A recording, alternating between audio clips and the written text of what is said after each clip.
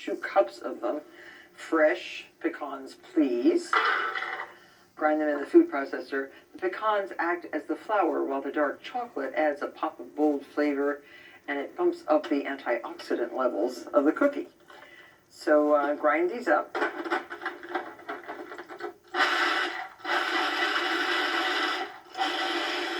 And just grind them until they're finely ground. Don't over-process into a pecan paste. We don't want a paste. We want more like a flour. That looks very good. And we have 1 cup of rolled oats. Again, make sure your oats are fresh. And this will be the base of your dry ingredients, and a 1/2 teaspoon of cornstarch. Very sticky cornstarch. A 1/2 teaspoon of coarse salt. And 3/4 teaspoon of baking powder. That's a 1/2 and a 1/2 of a 1/2. And you can just stir this up together. So these are your dry ingredients. Once you get these blended, we need 3 ounces of a dark chocolate. So you could use bittersweet or semi-sweet. And I have found that the easiest way to make chunks is just with a serrated knife. We want like 1/4-inch chunks. You could substitute semi-sweet bits too if you have those.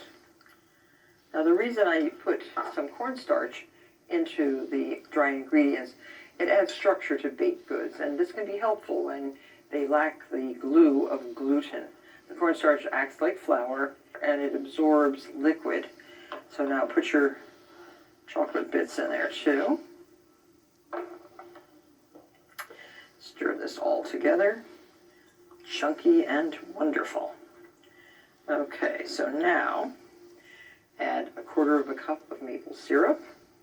This is our sugar, and maple syrup maximum is as sweet as sugar.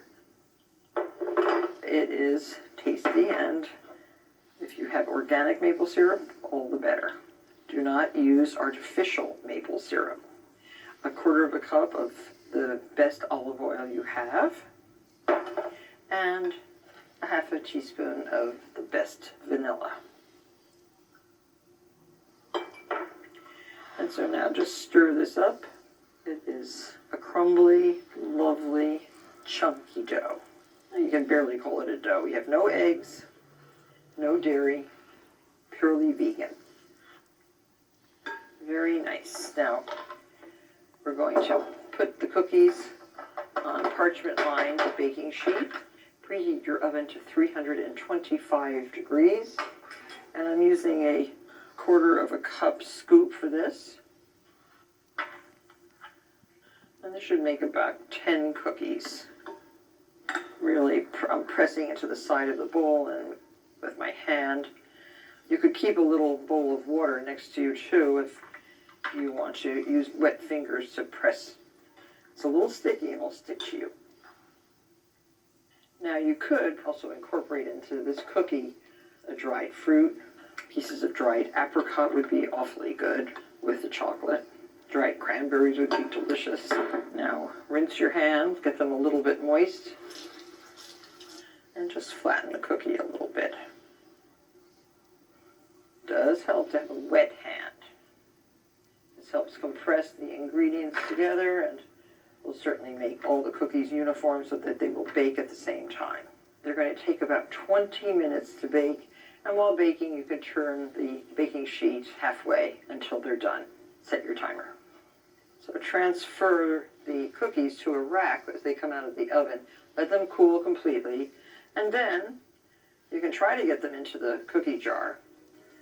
But if the kids are coming home from school, or you happen to desire a cookie, you might settle for 1 or 2 or 3 of these. These will not last long. Enjoy.